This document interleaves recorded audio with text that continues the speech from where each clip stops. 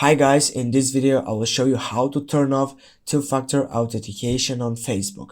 There's nothing more important than your online security in this digital area, from maintaining your privacy to protecting your accounts and passwords. The two-factor authentication is the best solution for your privacy getting stronger. The first what you need to do is to get on the three horizontal lines in the lower right hand corner. After that, you need to select Settings and search for the password and security here on the second one. After that, you need to scroll down and use two-factor authentication. You need to select that. After that, as you can see now, mine is on, and if I need to get it off, I just need to select other site and get it back. For example, text messages and get it back. And here it is, how to turn off two-factor authentication on Facebook.